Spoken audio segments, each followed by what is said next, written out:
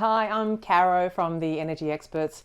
We're here in chilly Bowral today with Richard Andrews. Thanks for having us at your home. You're welcome. Sharing your beautiful solar and battery experience with us. Yep, yeah, no, it's fantastic. How long has it been now since you've had your system installed? It's probably just over 3 years, 3.5 years since we've had the whole thing installed, and we had the solar installed first because of the delay in the batteries, and then we got the batteries fitted probably 6 months after that. And how long was it before you noticed a difference in your electricity bill?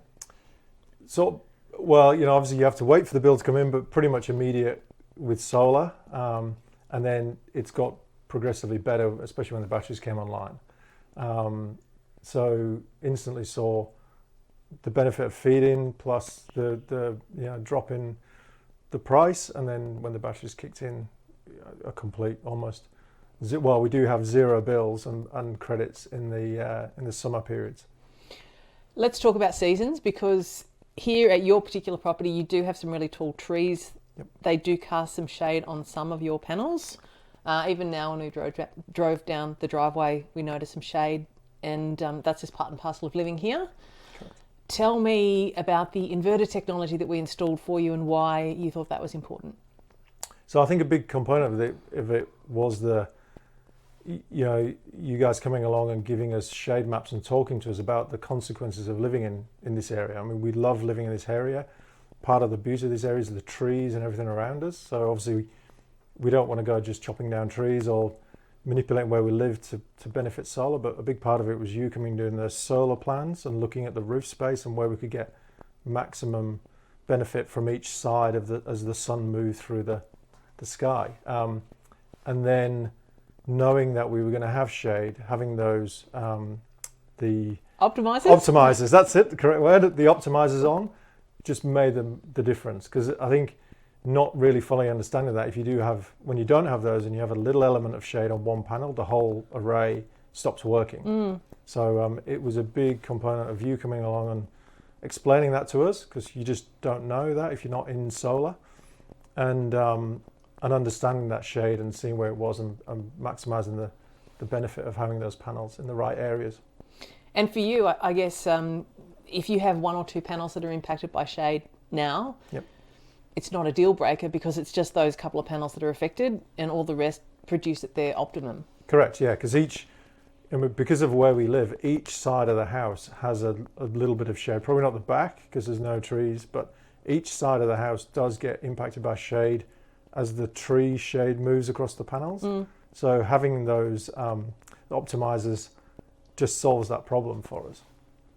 Yeah, right. Okay. And have you noticed across the year, obviously your production is lower in winter, as you Yep. would expect anywhere, but particularly with the sun being lower in the sky and the trees impacting your array. But have you noticed, or have you felt like it's been a worthwhile exercise even with the impact of shade? Yeah, absolutely. I think, we get this massive benefit. We generate 130 kilowatts because we're on 3-phase, 130 kilowatts in summer, and it does reduce right down to about 40 kilowatts in winter because of the larger trees and the way we are north-south facing. But even knowing that, having free electricity for 2/3 or half of the year, and then it negating the drop in production in winter, having solar and that average across the year is the way to look at it, and the way that's where the benefit comes in. Absolutely, you with where we are, you can't have one without the other. So you've got to look at it as a holistic approach in the whole year, as opposed to I need free electricity 24/7 or every single day of the year. One balances out the other, is what you're saying. Correct. Yeah. It's and if you live you have the advantage of living in an area which is completely not shaded. Happy days. Happy days. But there's never an ideal environment, I suspect. Or some people are lucky. Some people, like I said, we live in this area because of the trees and the outlook and everything. So the consequence of that is we do get shading, but the optimizers and the way it was designed solve that problem. So it sounds like you've just made the best of a not optimal situation. Correct. Yeah. I mean, you either move, which we don't want to, no. or you make the best of the situation with clever design and clever technology, and I think that's why we chose the particular system we did. And yes, it costs more money, but you've got to look at it from a whole lifetime point of view.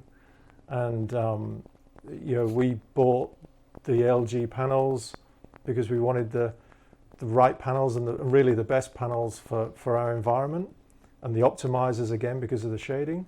So having all that in place meant we get the benefit for 20, 25, 30, 40 years, or as long as we're going to be here in the house.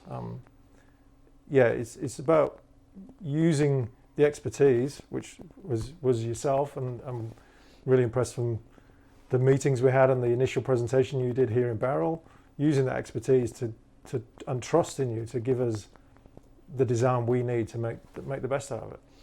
Yeah, always helpful getting good advice. No, and we went to other people, and we got a number of quotes, and it was definitely the thing that made us choose the energy experts, was that attention to detail of the pre-design, and the putting a few options on the table, but giving us options, but ultimately steering us in the right direction to go that way. And yes, we invested a lot in it, a lot more than it would be if just the random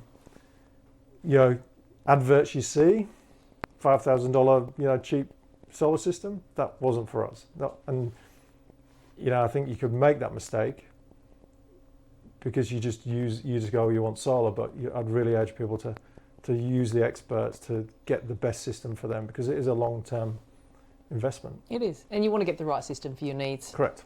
So tell me about your experience with the batteries. They look very sexy, I have to say, mounted on the wall. Tell me about your experience with batteries. Well, these have been fantastic here. I mean, there was a delay in getting them, and they're a bit of a rare beast at the moment, sometimes it seems, but we've had a number of power cuts in this area. And I think, people do. It's just the nature of power, of an aging grid system and the way it works. And we've had probably had a dozen power cuts in the last 12 months here. And 90% of the time we don't even notice it, because the way we've designed the system is we'll be sat in the living room watching TV, and the bedrooms you have to nominate areas to get the best out of it. So the bedrooms will have no power, but we're not in there. It's not, you don't want power at night time when you're asleep, and we don't notice. And we had this funny scenario where it was actually Christmas Eve, and we had a power cut, didn't realize, and we had a neighbor banging on the door demanding why we had power. And we sort of said, well, because we've got batteries. And we offered to bring them in because they were having a compromised Christmas Eve. But and we were happily watching TV and enjoying life, mince pies. So nice. It was, and they are fantastic. I mean, you get an app and stuff, and there is a bit of, you like to watch things, you like to watch the flux capacitor, as we call it. You like to see where the energy's going into your house or into the batteries or into the grid. I'm a bit of a geek, so I like that kind of thing, but they have been fantastic in that regard. And you were talking to me earlier about the Tesla car that you've got together with your Tesla batteries. Tell me a bit more about that in terms of powering your car. So I guess, it's a different mindset having an electric car, that you need to charge it, and the only place you really charge it is either in superchargers or chargers around which people have put in place, or you charge it at home, which is most people do. So we tend to charge the car during the day, so it's completely free. I've not been near a petrol station for 2 years. And it's probably cost $200 in 2 years to run that car, because when I charge it for free, when the sun's out during the day, it doesn't cost me anything. It doesn't need servicing, it doesn't need fluids, it doesn't need, so literally it's an expensive car to buy, but it's a free car to run. So, again, it's that total approach of looking at it. It's a different way of thinking about things. So, and without solar, then you're charging it up off the grid, and you're paying a sizable chunk of money, probably less than petrol, but you're still paying a chunk of money to an energy provider to charge your car. Well, you've prepaid your petrol, so to speak, haven't you? Except it's not petrol. You've prepaid your fuel for years in advance. Yeah, and you've locked in the price. So you're not at the whims of energy providers or the the Saudis who or whatever fluctuating price, and the same for the electricity companies. I'm not at the whim of them turning around and deciding that they're going to up my bill this quarter or this year or whatever because energy's become more expensive. So you guys have largely become self-sufficient, both in terms of energy usage in the home, but even driving your car. Yep, yeah, it's a nice feeling.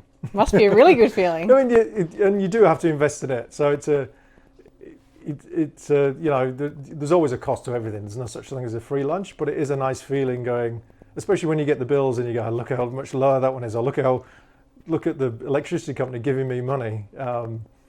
It's a nice feeling.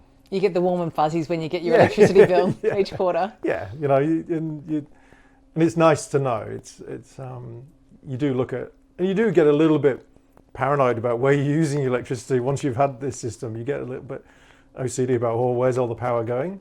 And for us, a big chunk of the money does go in heating in winter. And consequently, because of the shading, so we do get a bill in winter because it's just the nature of we're in the Highlands and we've got shade. Yep. And we want to heat the house.